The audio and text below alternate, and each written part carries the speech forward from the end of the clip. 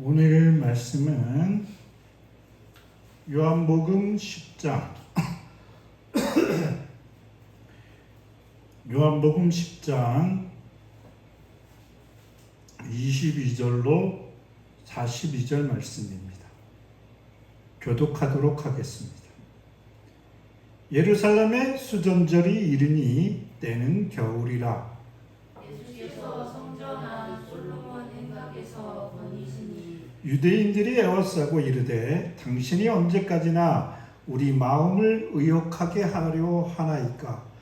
그리스도이면 밝히 말씀하소서 하니 예수께서 대답하시되 내가 너희에게 말하였으되 믿지 아니하는도다. 내가 내 아버지 이름으로 행하는 일들이 나를 증거하는 것이거늘 너희가 내 양이 아니므로 믿지 아니하는도다. 내 양은 내 음성을 들으며 나는 그들을 알며 그들은 나를 따르느니라. 내가 그들에게 영생을 주노니 영원히 멸망하지 아니할 것이요 또 그들을 내 손에서 빼앗을 자가 없느니라. 그들을 주신 내 아버지는 만물보다 크시매 아무도 아버지의 손에서 빼앗을 수 없느니라. 나와 아버지는 하나이니라 하신대. 유대인들이 다시 불을 들어 치려하거늘 예수께서 대답하시되 내가 아버지로 말미암아 여러 가지 선한 일로 너희에게 보였거늘 그 중에 어떤 일로 나를 돌로 치려 하느냐. 유대인들이 대답하되 선한 일로 말미암아 우리가 너를 돌로 치려는 것이 아니라 신성 모독으로 인함이니 내가 사람이 되어 자칭 하나님이라 함이로다. 예수께서 이르시되 너희 율법에 기록된 바 내가 너희를 신이라 하였노라 하지 아니하였느냐. 성경은 폐하지 못하나니 하나님의 말씀을 받은 사람들을 신이라 하셨거든. 하물며 아버지께서 거룩하게 하사 세상에 보내신 자가 나는 하나님의 아들이라 하는 것으로 너희가 어찌 신성모독이라 하느냐. 만일 내가 내 아버지의 일을 행하지 아니하거든 나를 믿지 말려니와 내가 행하거든 나를 믿지 아니할지라도 그 일은 믿으라. 그러면 너희가 아버지께서 내 안에 계시고 내가 아버지 안에 있음을 깨달아 알리라 하시니. 그들이 다시 예수를 잡고자 하였으나 그 손에서 벗어나 나가시니라. 다시 요단강 저편 요한이 처음으로 세례 베풀던 곳에 가사 거기 거하시니.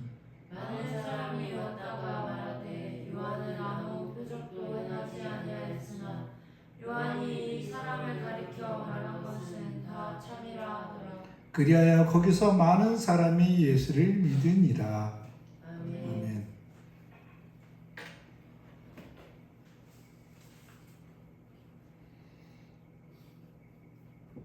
앞에서 우리는 나는 양들의 문이다 라고 선포하신 예수님의 음성을 들었습니다.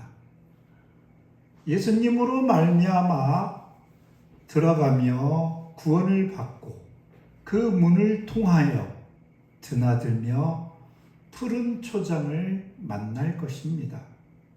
이에 더하여 우리 존재의 미천함이 감당할 수 없는 위로를 받는데 에고 에이미 호 포이멘 호 칼로스 나는 선한 목자다 라는 말씀입니다. 선한 목자는 양들을 위하여 그의 목숨을 포기합니다. 고집센 그리고 못난 우리가 맞이하는 이 깊은 위로와 넘치는 감사는 어떤 말로도 표현할 수 없는 우리에게 넘치는 감격입니다. 그리고 이어지는 오늘의 본문 시작되고 있습니다. 예루살렘 성전의 재건과 봉헌을 기념하는 수전절이 되었습니다. 성전에서 거니시는 예수님을 유대의 사람들이 애워쌉니다. 위협적인 분위기 속에서 그에게 자신의 정체성을 밝히 드러내라고 요구합니다.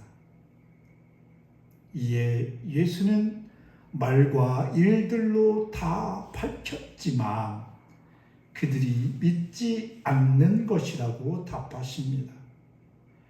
예수는 진리를 말씀하셨고 선을 행하셨습니다. 그리고 충격적인 말씀을 하십니다.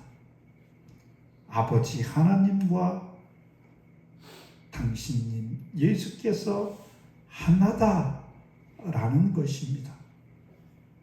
그러자 그 벅찬 진리를 받아들일 수 없는 돌처럼 굳은 유대인들은 그 말씀을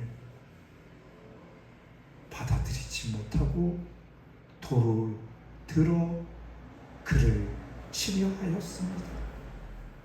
그러자 예수님은 자신의 정당성을 피력하시고 당신님의 행하신 일들로 나는 하나님의 아들이다 라고 말씀하시고 믿으라.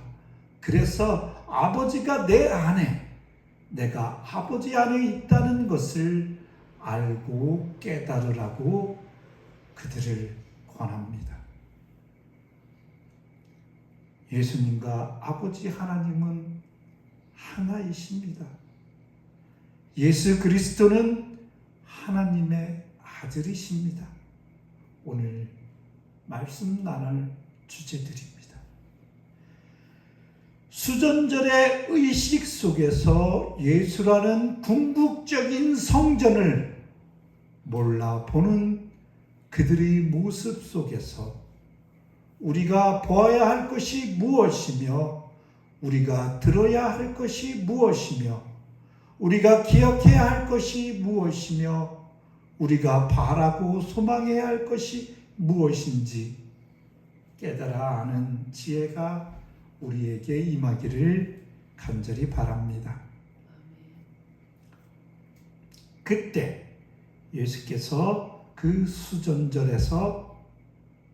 수전절 예루살렘에서 수전절이 이르렀다는 설명과 함께 새로운 장면이 시작됩니다. 수전절은 히브리 성경에 규정하는 절기는 아닙니다. 예를 들면 6월절은 히브리 성경에서 규정하는 절기잖아요. 근데 수전절은 그렇지 않습니다. 주전 주님 오시기 전 167년에 그 이스라엘 땅은 수리아의 안티오코스 에파파네스는 수리아의 그 예루살렘을 유린하면서 이스라엘의 하나님의 제단을 치우고 거기에 이교의 제단을 세움으로써 성전을 돌입했습니다. 히브리 성경의 어느 한 부분이라도 소유하고 있는 자는 사형에 처하는 등 포악한 압제 아래에서 붕괴한 유대인들은 곳곳에서 붕괴했습니다. 그리고 게릴라 전술을 펼치며 싸웠습니다. 마침내 압제자를 무너뜨리고 유다 마카베오의 영도 아래 성전을 탈환해서 주전 164년, 그러니까 3년 동안 싸운 거죠. 그죠? 그들이 성전을 더럽힌 수리아의 그 안티오코스 에파파네스가 성전을 더럽힌 지 3년 만에 곳곳에서 말하자면 의병들이 일어난 거예요. 그래서 성전을 유다가 다시 탈환합니다. 주전 164년 기스르롤 음력 12월을 가리킵니다. 25일에 하나님께 다시 그 성전을 봉헌하는 것, 이를 기념하여 수전절로 지켰던 것입니다. 8일 동안 그 절기를 지켰는데 유대인들의 가정마다 등불과 촛불을 켜서 이 절기를 기념했기 때문에 빛들의 절기라고 불리기도 했습니다. 우리는 앞에서 초막절을 그들이 어떻게 지키는지 알고 있었잖아요. 그 샘물에서 실로암 샘물에서 물을 깃는, 그래서 전제로 붓는 물의 축제라고 했잖아요. 그죠? 물의 절기라고 했는데 이번 수전절은 빛의 절기라고 부릅니다. 이 절기는 그들이 예배할 수 있는 권리, 즉 우리가 감히 그 예배할 수 있는 권리, 그것을 거의 소망할 수 없었던 때에 우리에게 나타났다는 이유에서 등불과 촛불을 킨 것입니다. 어둠밖에 없는 그 상황 속에 하나님께서 도우셔서 성전을 탈환했으니 다시 빛을 밝히는 것이지요. 그리고 음력 12월은 겨울입니다. 예수께서 솔로몬 행각을 거닐고 계셨습니다. 성전은 하나님께서 임재하시는 곳입니다. 성전에 하나님이 임재하신다라는 것을 인정하지 않으면 그것은 그냥 돌기둥에 불과하고 보통의 건축물과 다를 바가 하나도 없을 것입니다. 그래서 솔로몬은 만민의 기도하는 집이라고 이야기했죠. 하나님과 교통하는 곳이며 우리는 이곳을 향하여 우리의 죄를 자백하고 하나님의 용서와 돌보심을 감사하며 머리를 숙이고 하나님의 음성을 듣습니다.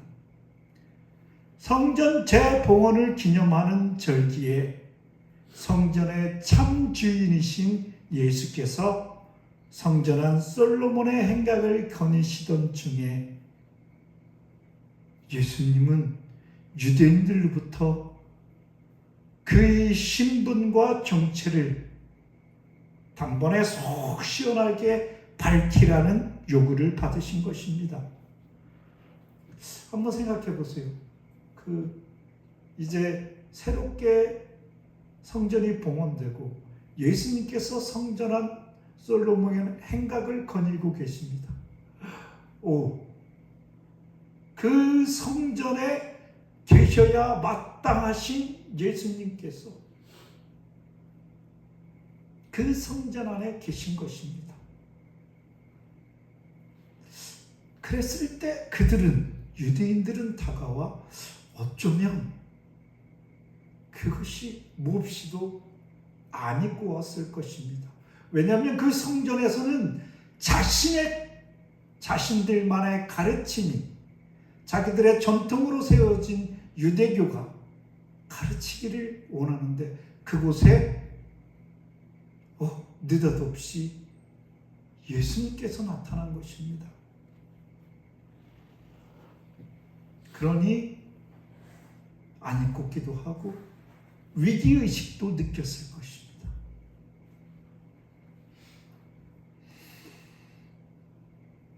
여기서 마음을 의욕하게 하려 하나이까 라고 번역된 말씀은 직역하면 우리의 숨이 올라가게 하겠느냐입니다. 숨이 올라가다. 분노로 인하여 혈압이 오르고 숨이 헐떡거리는 감정적인 상태를 얘기합니다. 대적하는 것이죠. 유대 사람들의 마음은 예수로 말미암는 그 분노로 인하여 숨이 잘 쉬어지지 않을 정도로 격양되어 있었던 것입니다. 모세의 율법에 대한 오해를 수백 년간 고수해온 유대인들은 율법의 온전한 계시이자 참 빛이요 참 생명수요 참된 목자요 참 진리이신 예수의 출현으로 바람에 흩날리는 먼지처럼 자신들의 종교적 정체성이 흩어지는 위협 아래에 놓이자 오히려 예수를 애워싸고 위협하고 있는 것입니다. 이것이 바로 어둠이란 존재들의 반항입니다. 어둠은 빛이 저 동편 하늘에서 마침내 떠오르기 전까지 그 세상을 끝까지 칠흑 속에 가두어 버리려고 하는 것이지요. 마치 예수만 없다면 수 없는 오류로 점철된 자신들의 신앙이 정당화되기라도 할 듯이 말합니다.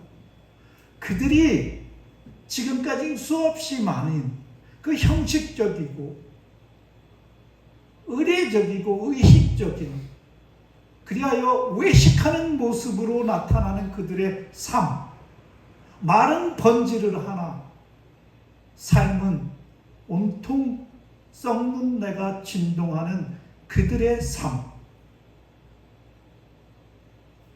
그것을 유지하고 붙들고자 하는 것입니다. 그것이 마치 진리인 양 여기고 싶은 것입니다.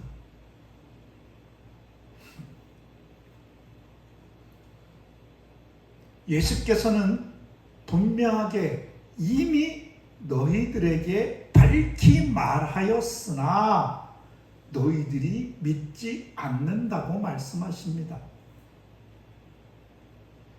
예수님은 아버지의 이름으로 일을 행하심으로 스스로를 증거하셨습니다.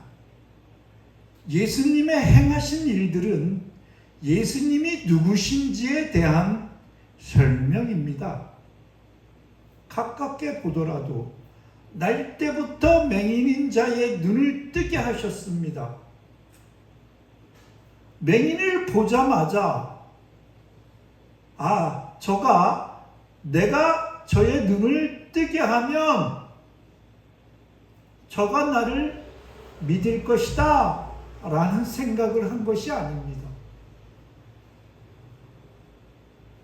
예수께서는 그를 보자마자 그를 긍휼히 여기시고 안타깝게 여기신 것입니다. 사랑의 눈으로 그를 관찰한 것입니다. 그래서 거저주듯이 그에게 은혜를 베풉니다. 그 맹인이 정직한 사람이어서도 아닙니다.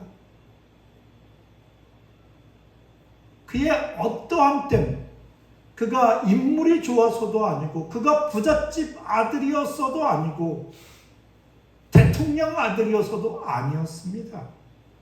그저 그에 대한 긍휼하심, 사랑하심의 일이었습니다. 즉 예수께서 그렇게 행하심은 곧 아버지 하나님께서 원하시는 바였습니다. 아버지 하나님의 뜻이었던 것이지요. 당신님이 양들의 문이다, 선한 목자다라고 이미 밝히셨습니다. 38년 된 병자를 말씀으로 온전히 치료하여 걷게 하셨습니다. 또한 그 모든 일들로도 결코 자신의 이름으로, 자신의 능력으로, 자신을 기념하기 위해, 자신의 유익을 위해 일하지 않으셨습니다. 오직 아버지의 이름으로, 아버지의 능력으로, 아버지를 위하여, 아버지의 뜻을 위하여 하셨습니다. 이 모든 증거가 예수를 그리스도이심과 하나님의 아들됨을 증거합니다. 그럼에도 불구하고 그들은 명령합니다. 밝히셔서 당신이 그리스도인지 아닌지 밝히 말하라는 그들의 요구.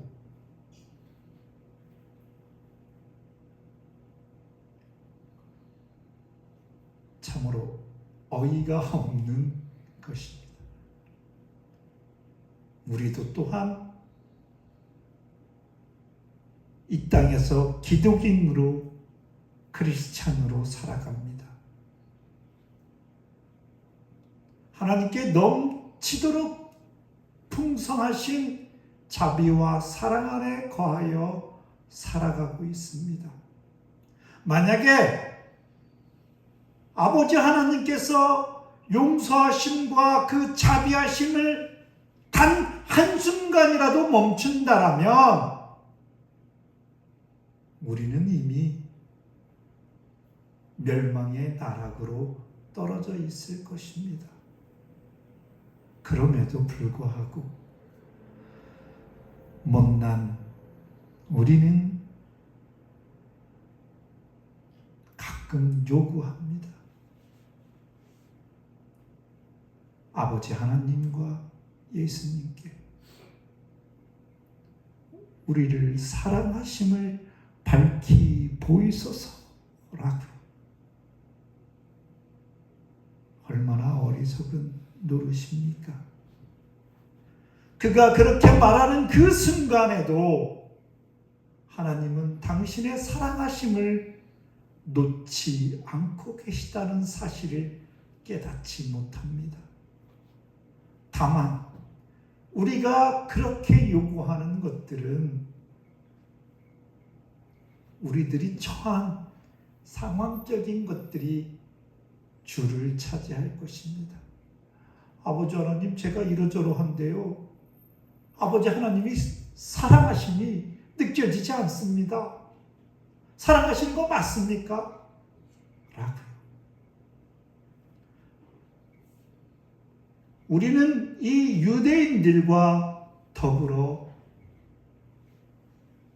말씀드렸어야 합니다. 기도하셨어야 합니다. 뭐라고요? 주님께서 보여주신 그 모든 것들로도 제가 온전히 주님이 나의 하나님임을 제가 알지 못하고 깨닫지 못합니다. 주님, 저를 도우소서. 저 맹인의 눈을 뜨게 하신 것처럼 나의 눈을 뜨게 하여 주옵소서 라고 기도해야 됐습니다. 또한 우리도 아버지 하나님께 이것저것의 요구사항들만을 내려놓는 기도가 아니라 아버지 하나님의 음성에 귀 기울이는 기도를 드렸어야 마땅한 것이지요. 그러나 우리의 욕심은 하나님께 듣기 이전에, 예수님께 듣기 이전에 말합니다. 요구하지요. 기도 시간에 그 긴 기도를 자랑하는 사람들이 있습니다. 물론 하나님과 그 교통함의 시간들이 길면 길수록 좋을 수도 있습니다. 그러나 나쁠 수도 있습니다. 그 기도의 시간들이 하나님께서 들려주시는 음성에 귀 기울이고 하나님께서 들려주시는 말씀에 무릎으로 나아가고 주님을 찬양하는 감사가 넘치는 기도라면 기도의 시간이 길수록 아름답습니다. 그러나 기도의 시간이 내가 지금 가지지 못한 것들을 채우는 욕심으로 그 시간들을 길게 한다라면 그것은 그닥 바람직한 기도는 아닐 것입니다.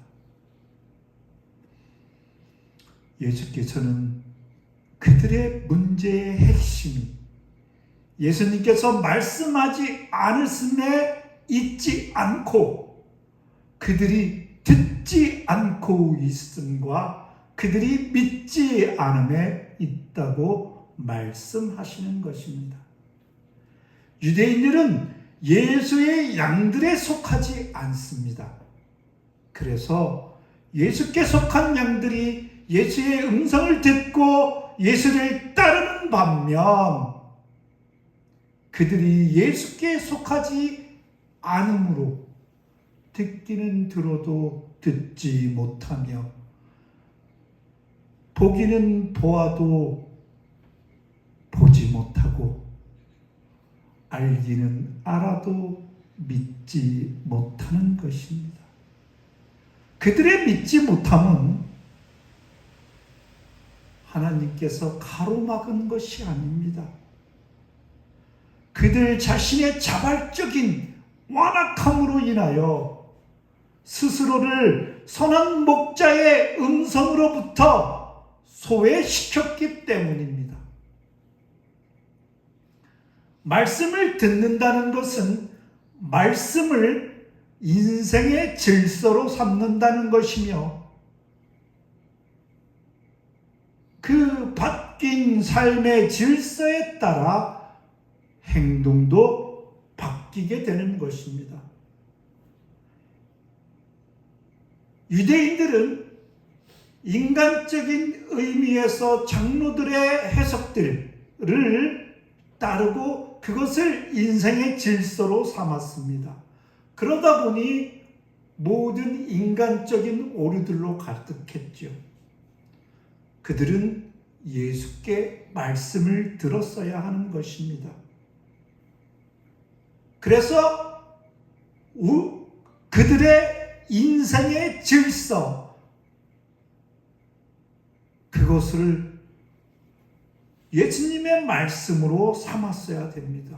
그리고 기존의 틀과 형식들을 유지하는 것에만 몰두하는 것이 아니라 자신들의 삶의 질서를 온통 바꿨어야 하며 더 나아가 그에 합당한 행동들로 나타내어졌어야 합니다. 그것이 바로 말씀을 듣는다는 의미죠. 우리들의 삶의 모습이 예수님의 말씀으로 향하였는지, 예수님처럼 아버지 하나님을 높이고 있는지, 예수님처럼 사랑하기 위해 자신을 내려놓는지,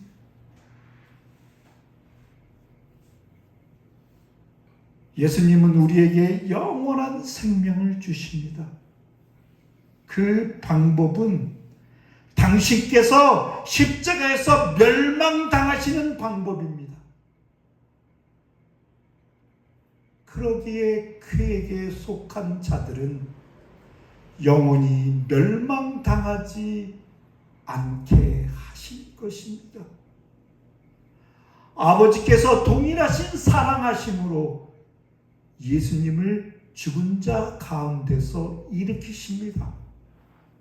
부활의 생명을 예수님이 심장에 담으시고 예수님은 당신의 손 안에 있는 당신의 양들의 심장에 담으십니다.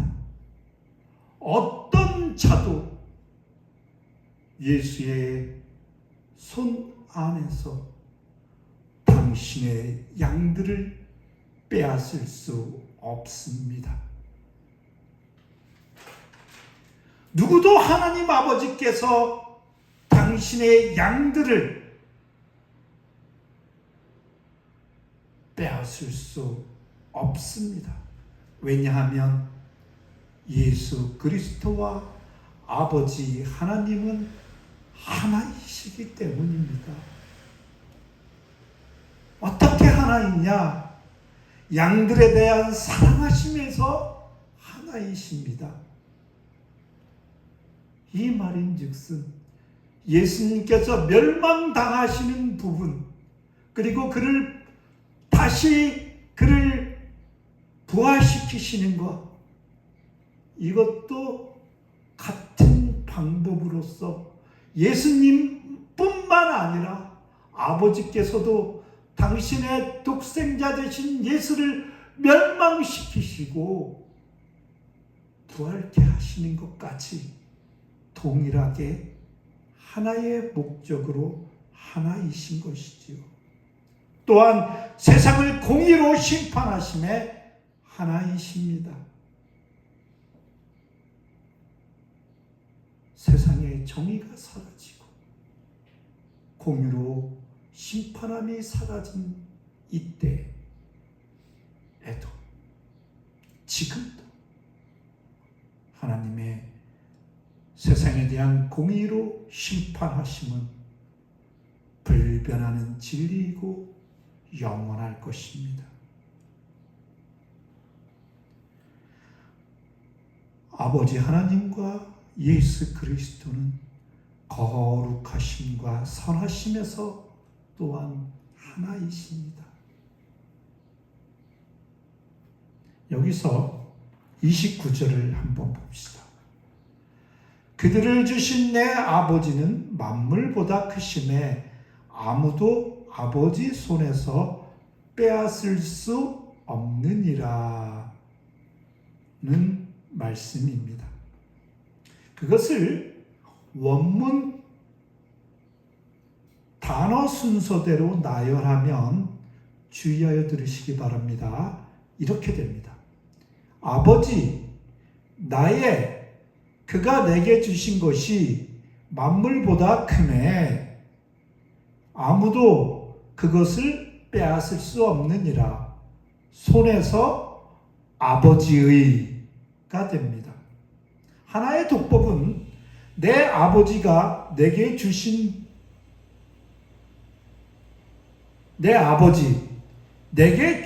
분은 만물보다 크시다라고 번역하는 것입니다. 즉 만물보다 큰 것이 나의 아버지인 것이지요. 또 하나의 독법은 이렇습니다. 내 아버지께서 내게 주신 것이 만물보다 크매 아무도 그것을 아버지 손에서 빼앗을 수 없다입니다. 본문과 너무 다르죠. 여기서는 만물보다 큰 것이 아버지께서 내게 주신 것입니다. 좀 전에는 아버지가 만물보다 크신 이지만, 그런데 오늘은 다른 교회들에서 부활절로 섬기는 날입니다. 저는 후자를 선택하였습니다. 물론 아버지께서 내게 주신 것이 만물보다 큰 것은 그 선물의 크기 때문이기도 하지만 더 중요한 것은 아버지가 주셨기 때문입니다. 아버지께서 주신 선물이기 때문에 아버지만큼 큰 것입니다. 만물보다 더 큰 선물이 예수의 양들을 의미합니다. 오, 할렐루야입니다.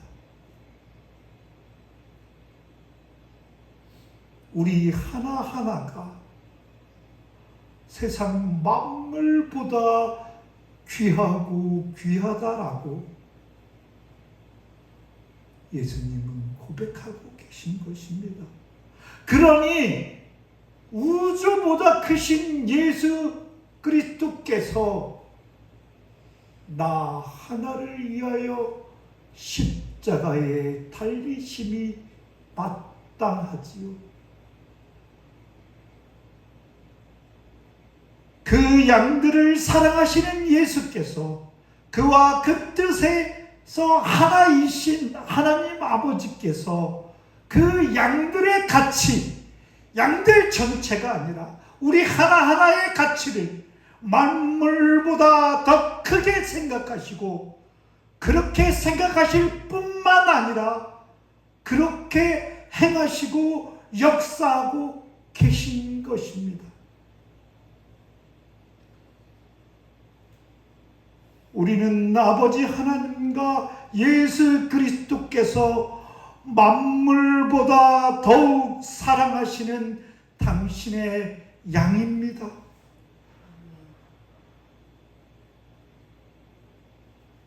그러니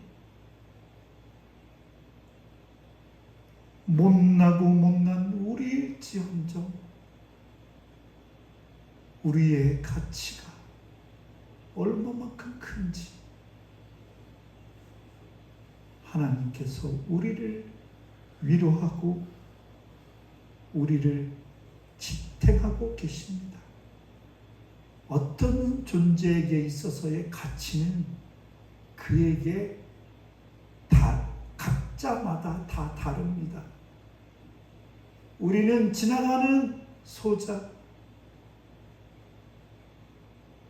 행색이 초라한 사람들, 옷도 누추해 보는 사람들을 우리는 그 사람을 그닥 높은 가치로 취급하지 않지요.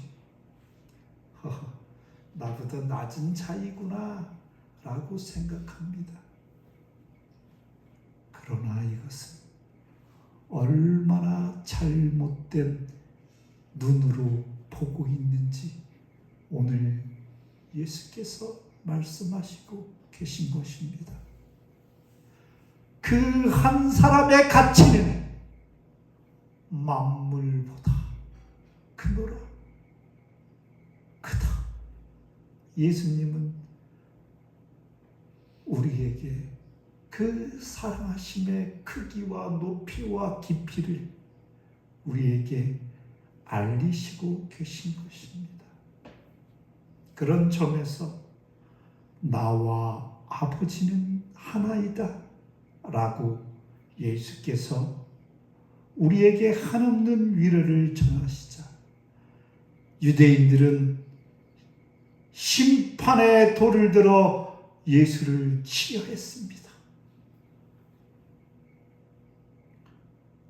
그래서 돌을 치다는 것은 단순히 돌을 치는 게 아니라 돌을 들어서 돌로 쳐 죽이다가 원문입니다.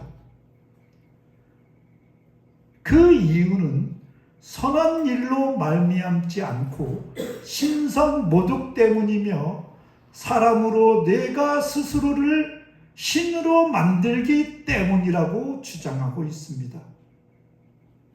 어쩌면 맞을 수도 있습니다. 그들의 입장에서는 하나님과 내가 하나다라고 말하니 신성 모독을 범하는 자에게 돌로 응징하는 것은 정의를 집행하는 것입니다.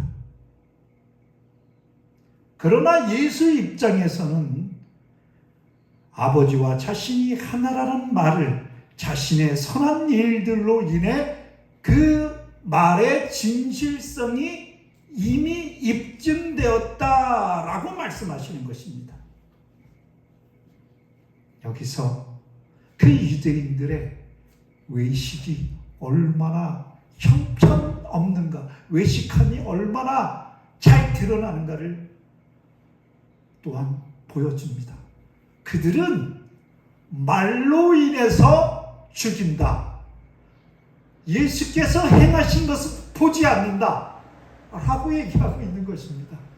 얼마나 어리석은 논리입니까? 어처구니가 없지 않습니까? 말과 일의 관계의 진실성의 입증. 예수께서 하나님과 하나인지 아닌지를 판단하는 것. 그것은 예수님의 말씀이나 바리새인들의 말이나 그것으로서 그가 하나님의 자녀가 되는 것도 아니요, 그가 신이 되는 것도 아닙니다. 그 말의 결과, 행동, 행위, 삶, 그것으로서 그를 증거하는 것이지요. 예수님은 당신께서 아버지의 일을 행하지 않는다면 너희들이 나를 신뢰하지 말라고까지 말씀하십니다. 내가 말만 번지르하게 하는 자라면 너희들은 나를 안 믿어도 좋아. 근데 만약에 아버지 하나님의 그 사랑하심을 내가 행하거든, 아버지 하나님처럼 과 같이 하나가 되어 그 선을 행하거든, 나의 말, 나를 신뢰하지 않을지라도 그 일들을 믿어서 아버지가 내 안에, 내가 아버지 안에 있다는 것을 알고 깨달으라고 하시는 것이죠. 얼마나 명쾌하신 말씀이십니까? 진실성은 말에 의해서가 아니라 일에 의해서 훨씬 잘 증거됩니다. 사건과 선한 목자, 도둑이나 강도와 선한 목자의 핵심적인 구별은 말이나 외향에 의한 것들이 아닙니다. 둘 다 양을 지키고 보호한다고 말하겠죠. 그렇지만 늑대가 나타나면 달라지는 것입니다. 행함이 달라지죠. 그들의 행함에서 나타나고 더욱 위급한 상황에 처하면 더욱 분명한 행함으로 확실하게 구별되는 것입니다.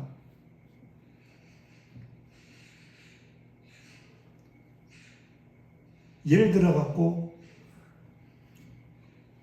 겉모양이 아무리 아름답고 사람들이 많이 모이는 교회이고 거창한 표어를 내건 교회라고 하여 그 교회가 성경적인 것은 아닙니다. 오히려 그런 교회들이 성경적이지 않은 교회이며 교회라는 이름을 걸기조차도 민망한 교회들이 너무나도 많습니다. 급기야는 이단으로 빠지는 대부분의 종교 집단들은 대단히 큰 세력들입니다. 하나님의 성경책을 가지고 이야기하지만 그 성경이 그들을 증거하고 그들이 말하는 것이 그를 증거하는 것이 아니라 그들의 향기가 그를 증거할 것입니다. 꽃 싼 종이에서는 꽃향기가 나고 생선 싼 종이에서는 생선 냄새가 납니다. 예수 그리스도를 품고 있는 교회는 겉으로 보아 아무리 작아 보이고 초라해 보일지언정 예수 그리스도의 향기가 날 것입니다. 초대교회가 그런 교회 되기를 소망합니다. 그러나 생선 싼 종이에서는 비린내가 진동을 하는 것이지요. 말이 아니라 삶입니다. 예수께서는 자신이 아버지 일을 행하지 않는다면 성경의 텍스트의 인용으로, 성경의 이러저러한 인용, 그것으로 자신을 아무리 근사하게 포장할지라도 당신조차 믿지 말라고 하십니다. 누군가에 대한 신뢰의 여부를 결정하기 위해서는 그의 말이 아니라 그의 삶을 검토함이 마땅합니다. 삶이라는 실체가 없는, 그렇지만 경건하고 아름다운 말은 오히려 그 말을 더더욱 악하게 만듭니다. 그 사람을 더더욱 위선과 거짓으로 만들어 버립니다. 그 말뿐인 경건과 아름다움은 화려한 거품입니다. 뻥 터지면 흔적 없이 사라집니다. 그리고 공허한 소음입니다. 그런 말을 거리에서 소리 높여 외친들 공허하게 흩어져 버릴 것입니다. 그리고 가끔은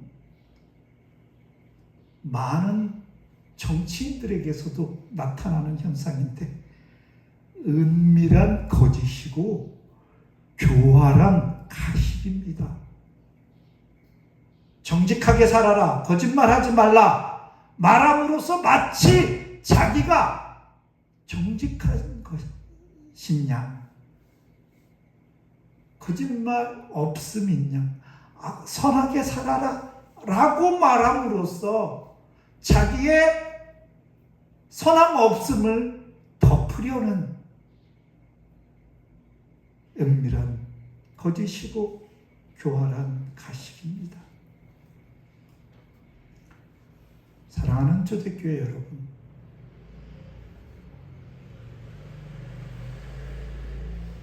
사람에게는 가끔 은밀한 거짓을 가질 수 있고 교활한 가식을 나타낼 때도 있습니다. 그렇지만 그러나 반드시 솔직해야 될 때가 있습니다. 예수님 앞에 설 때 하나님 앞에 선 자로서 자신의 모든 거짓됨조차도 숨길 수 없다라는 사실을 알지 않습니까? 모든 것을 내려놓고 모든 가식을, 모든 위장을 벗어 던지고 엄폐물 밑에 숨어버리지 말고 은폐물 밑에 감추지 말고 드러내십시오. 그러다 보면 우리는 주님의 음성을 듣게 되고 그 음성을 들으면서 그 말씀이 우리의 삶의 질서가 되고 우리의 거짓된 것들, 그 모든 행동 양식이 변화될 것입니다. 이것이 거듭난 자의 삶입니다. 우리는 예수님의 모든 삶을 통하여 아버지 하나님의 선하신 일들을 목도하였습니다. 예수님의 삶은 모든 순간순간들이 사랑하심의 열심이었습니다. 그의 찢어짐과 조롱당함과 십자가의 달리심과 고통 속에서의 죽으심까지 예수님께서 소망하셨던 것은 그 모든 것들로 만물보다 큰 우리들을 사랑하시는 유일한 목표의 성취였던 것입니다.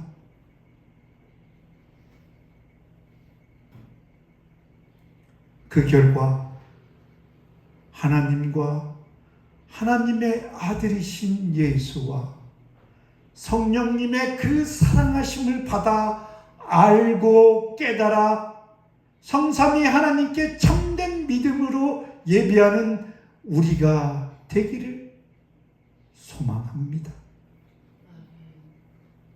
우리의 말이 말뿐인 것이 아니라 우리의 삶이 하나님을 사랑하기 위해 온전하여지는 하루하루가 되기를 소망합니다. 핵심적인 내용인지. 예수님은 하나님의 아들이시요. 하나님과 예수님은 하나이십니다. 그 하나가 무엇이냐? 모든 뜻과 능력에 있어서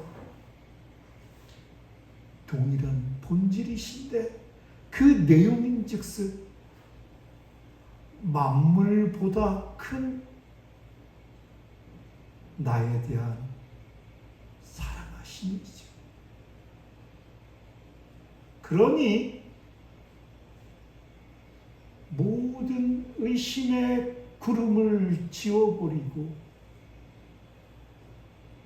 참된 빛의 생명이신 예수의 태양 아래 온전히 서시기 바랍니다.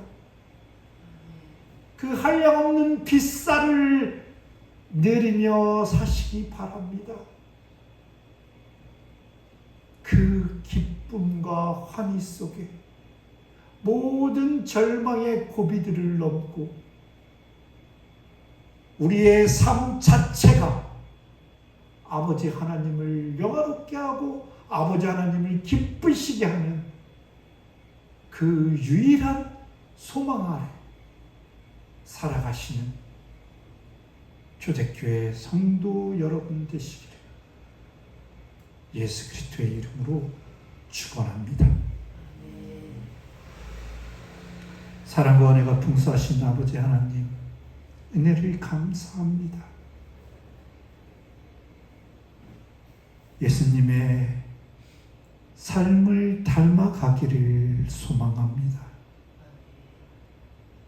예수님의 향기가 우리 속에서 피어오르기를 소망합니다.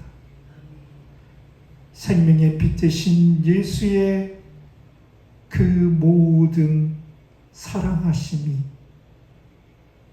우리의 얼굴에서 해와 같이 빛나기를 소망합니다. 주님, 저희들을 다스리시고 저희들을 인도하여 주시옵소서. 오직 주님만 찬양하며 살아가는 저희들 다 되게 하여 주옵소서. 예수님의 이름으로 기도합니다.